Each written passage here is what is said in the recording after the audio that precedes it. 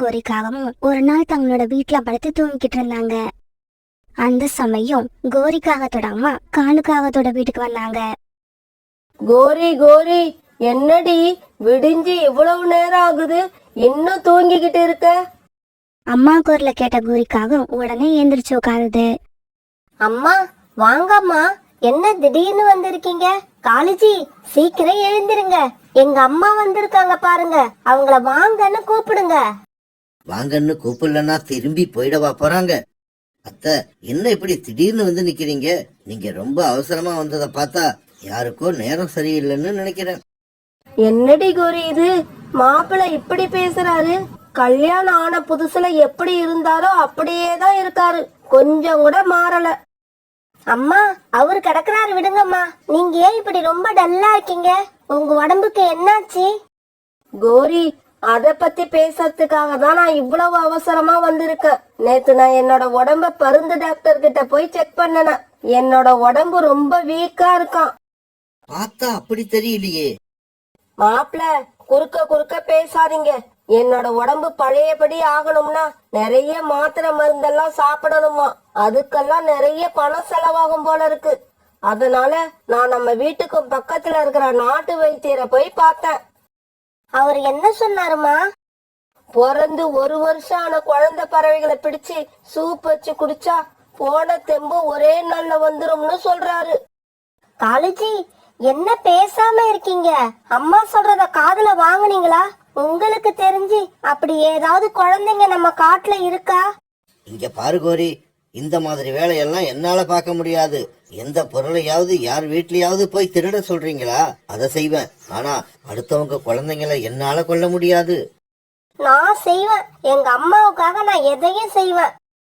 தாராளமா செய், உன்னை நான் தடுக்கவே மாட்டேன். ஆனா ஜாக்கிரதையா இரு, எங்கேயாவது போய் அடி வாங்கிக்கிட்டு இங்க வந்து கண்ணை கசக்கிக்கிட்டு நிக்காத. அம்மா, நீங்க கவலைப்படாதீங்க. இவர் இல்லாட்டி என்ன, நீங்க கேட்ட மாதிரி ஒரு பறவை குழந்தைய இன்னைக்கே கொண்டு வரேன்.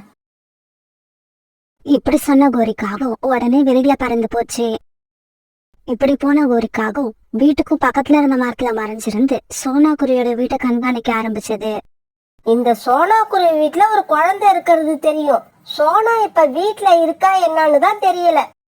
கொஞ்ச நேரத்துல சோனா குருவியும் அந்த பையன் குக்கும் வீட்டை விட்டு வெளியே வந்தாங்க.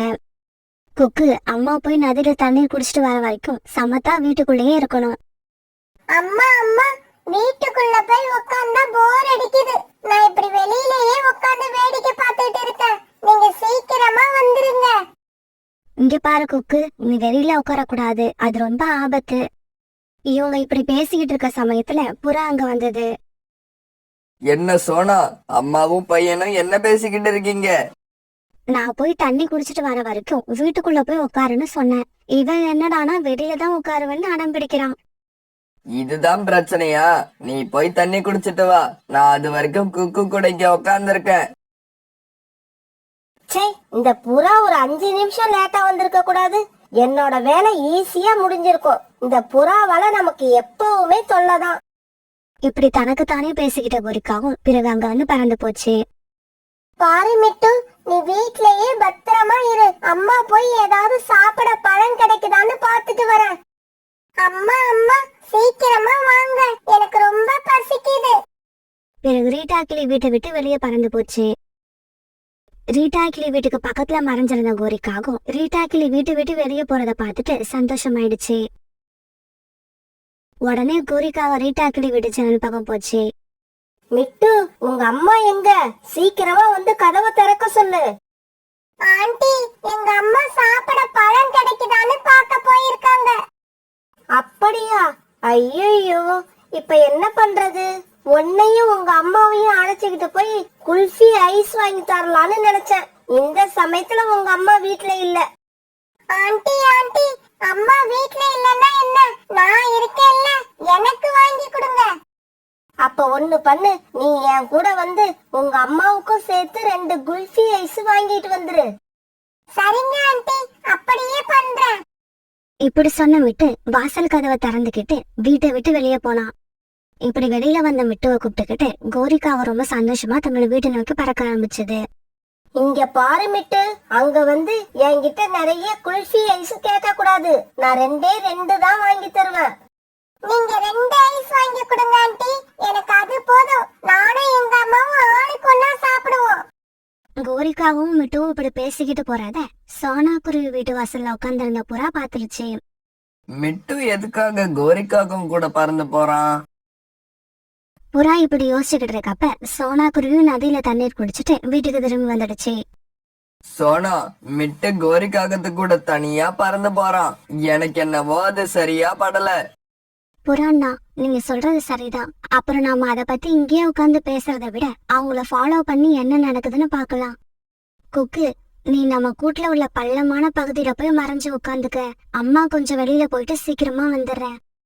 இப்படி சொன்ன சோனா குருவி குக்குவை வீட்டுக்குள்ள அனுப்பிட்டு கதவை வெளிப்பக்கமா போட்டு பூட்டிடுச்சு. கோரிக்காகத்து கூட பறந்து போன மிட்டு ரொம்ப தூரம் போன உடனே பறக்க முடியாம ஒரு மரக்கடையில உட்கார்ந்துட்டான். ஆண்டி, இதுக்கு மேல என்னால பறக்க முடியாது. நான் ரொம்ப களைச்சு போயிட்டேன். மிட்டு, குல்ஃபி ஐஸ் விக்கிற கடை இன்னும் கொஞ்ச தூரத்துல தான் இருக்கு. உன்னால முடியலன்னா சொல்லு, நான் உன்னை தூக்கிக்கிட்டு போறேன். இந்த சமயத்துல புறாவும் சோனா குருவியும் அந்த இடத்துக்கு வந்துட்டாங்க. கோரி, நீ மிட்டுவ கூப்பிட்டுக்கிட்டு எங்க போய்கிட்டு இருக்க? நானா? நான் வந்து குல்ஃபி ஐஸ் வாங்கி கொடுக்கறதுக்காக மிட்டுவை கூப்பிட்டுக்கிட்டு போறேன். எங்களுக்கு கூட குல்ஃபி ஐஸ் சாப்பிடணும்னு ரொம்ப நாள் ஆசை. சரி வா, நாங்களும் உங்க கூட வரோம். இங்க பாருங்க, உங்களுக்கெல்லாம் வாங்கி கொடுக்க என்கிட்ட காசு கிடையாது. காசு எங்க கிட்ட இருக்கு, நீங்க கடையை மட்டும் காட்டுங்க. குல்ஃபி ஐஸ நாங்களே வாங்கிக்கிறோம். ஐயோ, மணி ஆயிடுச்சு. இந்நேரம் குல்ஃபி ஐஸ் விக்கிற கடையை மூடி இருப்பாங்க. மிட்டு, நீ இவங்க கூட வீட்டுக்கு போயிடு. நான் இன்னொரு நாளைக்கு உனக்கு குல்ஃபி ஐஸ் வாங்கி தரேன். இப்படி சொன்ன கோரிக்காவும் உடனே அந்த இடத்த விட்டு பறந்து போயிடுச்சு. புறாண்ணா, இந்த கோரி அக்கா ஏதோ தப்பா பிளான் பண்ணிருக்காங்க. அதனாலதான் நம்ம கிட்ட இருந்து எஸ்கேப் ஆகி ஓடுறாங்க. உங்களை இங்க யாரு வர சொன்னது? என்ன கோரி ஆண்டி தூக்கிட்டு போய் ஐஸ்கிரீம் வாங்கி கொடுக்கறேன்னு சொன்னாங்க. நீங்க வந்ததால எல்லாம் கெட்டு போச்சு. இங்க பாருமிட்டு, நான் சொல்றது கேளு. இந்த கோரி ஆண்டி ரொம்பவும் கெட்டவங்க. அவங்க கூட இனிமே இந்த மாதிரி தனியா நீ எங்கேயும் வரக்கூடாது. பிறகு மிட்டுவை தூக்கிட்டு சோனா குருவியும் புறாவும் ரீட்டா கிளி வீட்டுக்கு பறந்து போனாங்க. சோனா, புறா, நீங்க 2 பேரும் சரியான சமயத்துல மிட்டுவா பாக்கலன்னா அவனுக்கு கண்டிப்பா ஏதாவது ஆபத்து வந்திருக்கும். அம்மா, கோரி ஆண்டி எனக்கு இந்நேரம் குல்ஃபி ஐஸ் வாங்கி கொடுத்திருப்பாங்க. இவங்க 2 பேரும் வந்து காரியத்தையே கெடுத்துட்டாங்க. இங்க பாரு மிட்டு, அம்மா அப்பா வீட்ல இல்லாதப்ப நீ யார் கூடயாவது வீட்டை விட்டு வெளியே போன காலை உடைச்சிடுவேன். ஜாக்கிரதை. அம்மாவுக்கு இப்ப நான் வீட்டுக்கு போய் என்ன பதில் சொல்றது? வெறும் கையோட போனா அம்மா என்ன ரொம்ப கேவலமா நினைச்சிருவாங்க. இப்படி நினைச்சுக்கிட்டு பறந்துகிட்டு இருந்த கோரிக்காகவும் இப்ப மலைப்பகுதிக்கு பறந்து வந்துருச்சு. அங்கிருந்து ஒரு கூட்டுல கழுகோட குழந்தை மட்டும் தனியா உட்கார்ந்து இருக்கிறத பாத்துடுச்சு. கழுகு குழந்தை தனியா இருக்கிறத பார்த்த கோரிக்காகவும் உடனே அந்த கூட்டுக்கு போச்சு. தம்பி, எங்க வீட்ல குல்ஃபி ஐஸ் நிறைய இருக்கு. ஆனா சாப்பிடதான் ஆள் இல்ல. நீ வந்தீன்னா உனக்கு 2 குல்ஃபி ஐஸ் கொடுப்பேன். கோரிக்காக இப்படி கூப்பிட்டதும் குல்ஃபி ஐஸ் சாப்பிட ஆசைப்பட்ட கழுகோட குழந்தையும் கோரிக்காவும் கூட பறந்து போச்சு. கோரி, என்னடி இது? இந்த கழுகு குழந்தைய எதுக்காக அழைச்சிக்கிட்டு வந்த? அம்மா, நீங்க தானமா 1 வயசுக்குள்ள உள்ள பறவை குழந்தைய சாப்பிட்டா உங்களுக்கு சத்து வரும்னு சொன்னீங்க. அதனாலதான் அழைச்சிக்கிட்டு வந்தேன். அடியே கோரி, அந்த நாட்டு வைத்தியரு குருவி குழந்தைங்க, புறா குழந்தைங்க, கிளி குழந்தைங்க, இந்த மாதிரி குழந்தைங்கள தான் சாப்பிட சொன்னாரு. கழுகு குழந்தைய சாப்பிட சொல்லல. ஆண்டி, எனக்கு குல்ஃபி ஐஸ் எடுத்து கொடுங்க. நான் வீட்டுக்கு கிளம்பணும். ஏய், கொஞ்ச நேரம் சும்மா இரு. ஏற்கனவே நான் எரிச்சல்ல இருக்கேன். அம்மா, அப்படின்னா இப்ப இந்த கழுகு குழந்தை உங்களுக்கு தேவையா இல்லையா? தேவையில்லடி கோரி, இந்த குழந்தை தேவையில்லை. இத கொண்டு போய் அழைச்சிக்கிட்டு வந்த இடத்துலயே விட்டுட்டு வந்துரு. என்னம்மா இது, கடைசியில இப்படி ஆயிடுச்சு. டேய் தம்பி, இதுக்கப்புறம் உனக்கு இங்க வேலை இல்ல. நீ உன்னோட வீட்டுக்கு போகலாம். போக மாட்டேன். நீங்க எனக்கு குல்ஃபி ஐஸ் தரேன்னு சொல்லி தானே அழைச்சுக்கிட்டு வந்தீங்க. குல்ஃபி ஐஸ் எடுத்து கொடுங்க. அதை கொடுத்தா தானே வீட்டுக்கு போவேன். குல்ஃபி ஐஸ் வேணுமா? எனக்கு வர்ற ஆத்திரத்துல உன்னை என்ன பண்ணுவேன்னு தெரியாது. மரியாதையா வீட்டை விட்டு வெளியில போயிடு. இப்படி சொன்ன கோரிக்காகும் பிறகு அந்த குழந்தைய தரன்னு இழுத்துக்கிட்டு போச்சு. இப்படி இழுத்துக்கிட்டு போன கழுவு குழந்தைய கோரிக்காகம் வீட்டை விட்டு வெளியில தள்ளிடுச்சு. அம்மா அம்மா ஐஸ், எனக்கு ஐஸ் வேணும். ஐஸ் கொடுக்காட்டி நான் போக மாட்டேன். இந்த சமயத்துல தன்னோட குழந்தைய காணாம தேடிட்டு வந்த கழுகும் அந்த இடத்துக்கு வந்துருச்சு. அம்மாவை பார்த்த உடனே அந்த கழுகு குழந்தை நடந்தது எல்லாத்தையும் அழுதுகிட்டு அவங்க அம்மா கிட்ட சொல்லுச்சு. என் குழந்தைய பொய் சொல்லி அழைச்சுக்கிட்டு வந்ததும் இல்லாம அவன் கழுத்தை பிடிச்சு வீட்டை விட்டு வெளியே தள்ளி இருக்க. கோரி, இன்னைக்கு நீ காலி. கோரிக்காகத்துக்கு இப்ப சரியான அடி விழுந்துகிட்டு இருந்தது. ரொம்ப நேரம் இப்படி கோரிக்காகத்துக்கு தண்டனை கொடுத்த கழுகு பிறகு தன்னோட குழந்தைய கூப்பிட்டுக்கிட்டு அந்த இடத்த விட்டு பறந்து போயிடுச்சு. மாப்பிள, என்ன இது? என் பொண்ணு இப்படி அடிபட்டு கிடக்கா. இந்த சமயத்துல உங்களுக்கு எப்படிதான் சிரிப்பு வருது? அப்படி இல்ல அத்தை, காலையில உங்களை பார்த்த உடனே யாருக்கோ நேரம் சரியில்லைன்னு நினைச்சேன். ஆனா நம்ம கோரிக்கை தான் நேரம் சரியில்லைன்னு எனக்கு இப்பதான் தெரிஞ்சது. சாயங்காலமா பெய்ய ஆரம்பிச்ச மழை விடவே இல்லை. ராத்திரி பூரா மழை பெஞ்சுக்கிட்டே இருந்தது. சோனா குருவி ராத்திரி தூங்காம கொச்ச மழைய சோகத்தோட பாத்துக்கிட்டு இருந்தது. ஏன்னா நேற்று ராத்திரி சாப்பிட எதுவும் இல்லாதால அது பொண்ணு பியூட்டி பசியோட தூங்கிக்கிட்டு இருந்தது. நாளைக்கு காலையிலயாவது ஏதாவது உணவு தேடி பியூட்டிக்கு கொடுக்கலான்னு பார்த்தா இப்படி மழை பெய்ய ஆரம்பிச்சிடுச்சு. சோனா குருவி இப்படி யோசிச்சுக்கிட்டு இருக்க இப்ப பொழுது விடிஞ்சிருச்சு. பொழுது விடிஞ்ச உடனே தூங்கிட்டு இருந்த பியூட்டி எழுந்திரிச்சு உட்கார்ந்தது. அம்மா, ராத்திரி நான் தூங்கும் போது நீங்க உட்கார்ந்து இருந்த இடத்துலயே இப்பவும் உட்கார்ந்து இருக்கீங்க. அப்பன்னா ராத்திரி நீங்க தூங்கவே இல்லையா? ஆமா பியூட்டி, நேற்று ராத்திரியே நீ எதுவும் சாப்பிடல.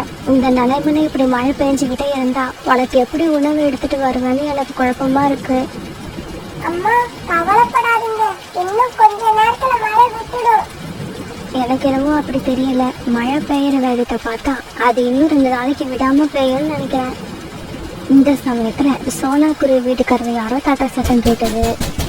சோனா, சோனா, சீக்கிரம் கதவை தர.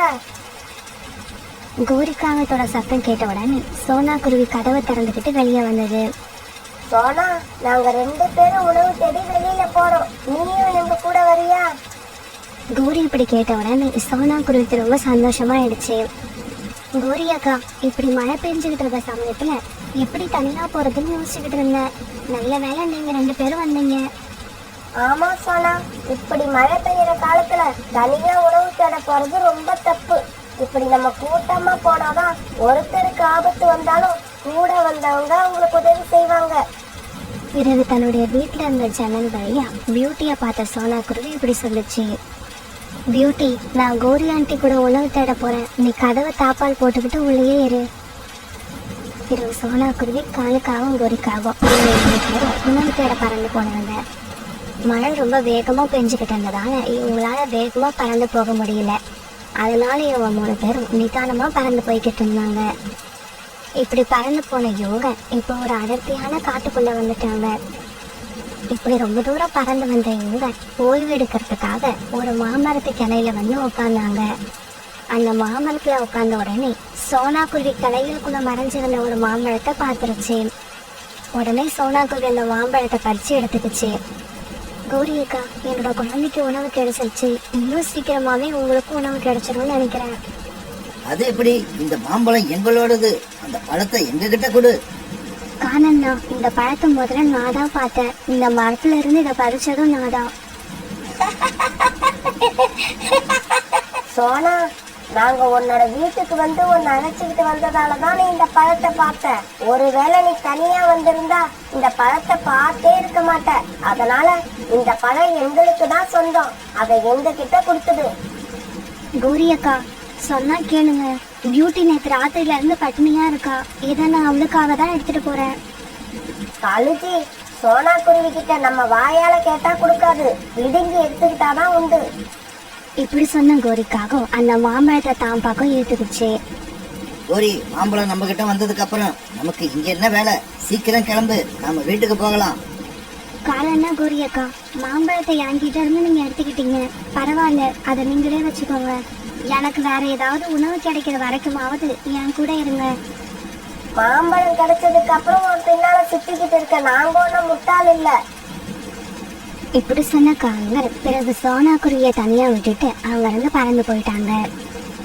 கொஞ்ச நேரம் போனதுக்கு அப்புறம் ஒரு இடத்துல உட்கார்ந்த காங்கள் 2 பேரும் அந்த மாம்பழத்தை நிம்மதியா சாப்பிட ஆரம்பிச்சாங்க. அதே சமயம் சோனா குருவி இங்க தனியா உட்கார்ந்து அழுதுகிட்டு இருந்தது. இந்த காங்கள் 2 பேரும் எனக்கு உணவு கிடைக்கிற வரைக்கும் என் கூட இருந்திருக்கலாம். இப்படி இவங்க என்னை தனியா விட்டுட்டு போவாங்கன்னு தெரிஞ்சிருந்தா இந்த மழையில நான் இவங்க கூட வந்திருக்கவே மாட்டேன். சோனா குருவி இப்படி தனியா உட்கார்ந்து அழுதுகிட்டு இருக்கிறத ஒரு வீட்டுல இருந்த வயதான காகம் ஒண்ணு பாத்துக்கிட்டே இருந்தது. இந்த குருவியை பார்த்தா பாவமா இருக்கு. இப்படி பெய்யுற மழையில எதனால இப்படி தனியா உட்கார்ந்து அழுதுகிட்டு இருக்கு? இதுக்கு நாம ஏதாவது உதவி செஞ்சாகணும். இப்படி நினைச்ச அந்த வயதான காகம் பிறகு சோனா குருவியை பார்த்து குரல் கொடுக்க ஆரம்பிச்சது. குருவி குருவி, ஏன் இப்படி மழையில நனைஞ்சுகிட்டு இருக்க? என்னோட வீட்டுக்கு வா, மழை விட்டதுக்கு அப்புறம் உன்னோட வீட்டுக்கு போகலாம். இந்த சத்தத்தை கேட்ட சோனா குருவி இப்படியும் அப்படியும் பார்த்தது. பிறகு அந்த வீட்டுல இருந்தா சத்தம் வருதுன்னு தெரிஞ்சுக்கிட்ட சோனா குருவி அந்த வீட்டை நோக்கி பறக்க ஆரம்பிச்சது. அந்த காகத்தோட வீட்டுக்கு போன சோனா குருவி நடந்தது எல்லாத்தையும் அந்த காகத்துக்கிட்ட அழுதுகிட்டே சொன்னுச்சு. அந்த காகம் மேல நம்பிக்கை வச்சுதான் அவங்க கூட வந்த, இப்படி பாதியிலே விட்டுட்டு போவாங்கன்னு நினைக்கவே இல்லை. குருவி, அந்த காகங்கள் செஞ்ச தவறுக்கு அவங்க கண்டிப்பா தண்டனை அனுபவிப்பாங்க. ஆமா, உன்கிட்ட கொடை இல்லையா? இல்லம்மா, என்கிட்ட கொடை இல்லை. கொடை இருந்ததுன்னா நான் இந்த காகங்கள் கூட வராம தனியா வந்திருப்பேன். பிறகு அந்த வயதான காகம் தாங்கிட்ட இருந்த ஒரு பழைய கொடை அப்புறம் ஒரு சின்ன மண் சட்டி, இது 2யும் சோனா குருவி கிட்ட கொடுத்தது. குருவி, இந்த மண் சட்டி சாதாரண மண் சட்டி இல்ல. இந்த மண் சட்டியால இந்த காட்டுல உள்ள எல்லா பறவைகளோட பசியையும் போக்க முடியும். நீங்க என்னம்மா சொல்றீங்க? இப்ப இந்த மண் சட்டி உங்களுக்கு தேவையான உணவு கொடுக்குமா? ஆமா ஆமா, உனக்கு தேவையான உணவு மட்டும் இல்ல, உன்ன மாதிரி கஷ்டப்படுற மற்ற பறவைகளுக்கு தேவையான உணவையும் இந்த மண் சட்டியால கொடுக்க முடியும். பிறகு சோனா குருவி அந்த வயதான காகம் கொடுத்த கொடை மண் சட்டி 2யும் எடுத்துக்கிட்டு தன்னோட வீட்டை நோக்கி பறந்து போச்சு. அம்மா, இந்த கொடை ஏது? உங்களுக்கு யார் கொடுத்தது? பியூட்டி, அந்த காகம் 2 பேரும் என்னை ஏமாத்திட்டாங்க. என்னை வழியிலேயே விட்டுட்டு எனக்கு கிடைச்ச மாம்பழத்தை எடுத்துக்கிட்டு அவங்க வீட்டுக்கு போயிட்டாங்க. பிறகு நான் தனியா உட்கார்ந்து அழுதுகிட்டு இருந்தேன். என்னை பார்த்து இறக்கப்பட்ட ஒரு வயதான காகம் இந்த கொடையை எனக்கு கொடுத்து உதவி பண்ணினாங்க. அவங்க கொடையை மட்டும் கொடுக்கல, இந்த மந்திர மண் சட்டியையும் எனக்கு கொடுத்தாங்க. என்னது மந்திர மண் சட்டியா? இது மந்திரத்தால நமக்கு என்ன கொடுக்கும்? இந்த சட்டியால நமக்கு தேவையான உணவை கொடுக்க முடியும். மந்திர மண் சட்டியே, எங்களுக்கு தேவையான உணவை கொடு. சோனா குருவி இப்படி கேட்ட உடனே அந்த சட்டியில இருந்து அவங்களுக்கு தேவையான உணவு பழங்களும் வந்தது. பிறகு சோனா குருவியும் பியூட்டியும் தங்களோட வயிறு நிறைய உணவை சாப்பிட்டாங்க. என்னங்க, எனக்கு ரொம்ப பசிக்குது. ஆனா நம்ம வீட்ல சாப்பிட எதுவுமே இல்ல. ராணி, கொஞ்ச நேரம் போறதுக்கு நான் சோனா குருவி வீட்டுக்கு போய் சாப்பிட ஏதாவது இருந்தா வாங்கிக்கிட்டு வரேன். இப்படி சொல்லிட்டு புறா வீட்டை விட்டு வெளியில வந்த சமயத்துல பியூட்டி ஒரு கூட நிறைய பழங்களை எடுத்துக்கிட்டு அங்க வந்தது. புறா அங்கிள், இந்த பழங்களை அம்மா உங்ககிட்ட குடுத்துட்டு வர சொன்னாங்க. ஒரு கூட நிறைய பழங்களை பார்த்த புறா ரொம்பவும் சந்தோஷமாயிடுச்சு. இந்த தானியங்கள் எனக்கு வேண்டாம், நீங்க மட்டும் மாம்பழம் சாப்பிடுவீங்க, ஆனா எனக்கு மட்டும் தானியங்களை எடுத்துக்கிட்டு வருவீங்க. டேய் ஜக்கு, சொன்னா கேளுடா. அந்த மாம்பழம் நாங்க சோனா குருவி கிட்ட இருந்து ஏமாத்தி வாங்கினது. அதை சாப்பிட்டுட்டு உனக்காக பழங்களை தேடி ரொம்ப தூரம் அலைஞ்சு பார்த்தோம். பழங்கள் எங்கேயுமே கிடைக்கல, இந்த தானியங்கள் தான் கிடைச்சது. அதெல்லாம் எனக்கு தெரியாது, எனக்கு இப்ப சாப்பிட பழங்கள் தான் வேணும். டேய் ஜக்கு, ஒண்ணு பண்ணு. சோனா மறுபடியும் எப்படியாவது பழங்களை தேடி எடுத்துக்கிட்டு தான் வீட்டுக்கு போயிருக்கோம். நீ நேரா சோனா குருவி வீட்டுக்கு போய் சாப்பிட ஏதாவது இருந்தா கொடுங்கன்னு கேளு. பிறகு ஜக்கு சோனா குருவி வீட்டை நோக்கி பறந்து போனான். சோனா ஆண்டி, சோனா ஆண்டி, சீக்கிரம் கதவு திறங்க, நான் தான் ஜக்கு வந்திருக்கேன். ஜக்குவோட குரலை கேட்ட சோனா குருவி கதவை திறந்துக்கிட்டு வெளியே வந்தது. ஜக்கு, நீ எப்படியும் இங்க வருவேன்னு எனக்கு தெரியும். ஏன் வெளியிலேயே நிக்கிற? வீட்டுக்குள்ள வா. பிறகு ஜக்கு வீட்டுக்குள்ள போனதும் அவளுக்கு சாப்பிட சோனா குருவி பழங்களை கொடுத்தது. அந்த பழங்களை வயிறு நிறைய சாப்பிட்டு முடிச்ச ஜக்கு பிறகு தன்னோட வீட்டுக்கு பறந்து போனான். மழை பெய்ய ஆரம்பிச்சு 4 நாள் ஆயிடுச்சு. இன்னும் மழை விடவே இல்லை. காங்கள் 2 பேரும் உணவு கிடைக்காம ரொம்ப கஷ்டப்பட்டாங்க. ஆனா ஜக்கு மட்டும் நேரத்துக்கு சோனா குருவி வீட்டுக்கு வந்து பழங்களை சாப்பிட்டுட்டு போனான். இதை கவனிச்ச காலுக்காகவும் கோரிக்காகவும் ஒரு நாள் ஜக்கு கிட்ட எப்படி சொன்னாங்க, டேய் ஜக்கு, இன்னைக்கு உனக்கு சோனா கொடுக்கற பழங்களை அங்க சாப்பிடாம வீட்டுக்கு எடுத்துக்கிட்டு வாடா. நானும் அப்பாவும் 2 நாளா பட்டினி கிடக்குறோம். சரிம்மா, அப்படியே செய்யறேன். இப்படி சொன்ன ஜக்கு பிறகு சோனா குருவி வீட்டுக்கு பறந்து போனான். ஆண்டி, எனக்கு இன்னைக்கு கொஞ்சம் பழங்களை கூடையில வச்சு கொடுங்க, நான் வீட்டுக்கு எடுத்துக்கிட்டு போய் சாப்பிட்றேன். ஜக்கு, நீ கேட்ட மாதிரியே நான் உனக்கு கூரையில வச்சு கொடுக்குறேன். ஆனா நீ இதை வீட்டுக்கு எடுத்துட்டு போனா கூட உன்னால மட்டும்தான் சாப்பிட முடியும். உன்னை அம்மா அப்பாவால இதை சாப்பிட முடியாது. ஏன் ஆண்டி அப்படி சொல்றீங்க? இந்த பழங்களை நல்ல மனசு உள்ளவங்களால மட்டும்தான் சாப்பிட முடியும். சுயநலம் உள்ளவங்களால சாப்பிட முடியாது. பிறகு அந்த பழத்தை எடுத்துக்கிட்டு ஜக்கு தன்னோட வீட்டுக்கு பறந்து போனான். கூட நிறைய பழங்களை பார்த்த கோரிக்காகவும் காலுக்காகவும் சந்தோஷமா பழங்களை சாப்பிட வந்தாங்க. ஆனா காங்கள் கூடை கிட்ட வந்த உடனே கூடையில இருந்த பழங்கள் எல்லாம் மறைஞ்சு போயிடுச்சு. காலுஜி, என்ன இது? கூடையில இருந்த பழங்கள் எல்லாம் மாயமா மறைஞ்சிருச்சு. நாம செஞ்ச பாவங்கள் எல்லாம் ஒன்னா சேர்ந்து நம்மளை இப்பதான் பழிவாங்க ஆரம்பிச்சிருக்குன்னு நினைக்கிறேன். பிறகு ஜக்கு வந்து அந்த பழங்களை சாப்பிட ஆரம்பிச்சான். அப்ப அந்த பழங்கள் மறையாம அப்படியே இருந்துச்சு. பிறகு வேற வழி இல்லாத காலுக்காகவும் கோரிக்காகவும் உணவு தேடுறதுக்காக கொச்ச மழையில பறந்து போனாங்க. அந்த காட்டுல உள்ள பறவைகள் எல்லாருக்கும் சோனா குருவி தாங்கிட்டு இருந்த பழங்களை கொடுத்து அவங்களையும் பசி இல்லாம பாத்துக்குச்சு. ஆனா சுயநலமான காங்கள் 2 பேரும் சாப்பிட எந்த உணவும் கிடைக்காம தனியா நின்று அழுதுகிட்டு இருந்தாங்க.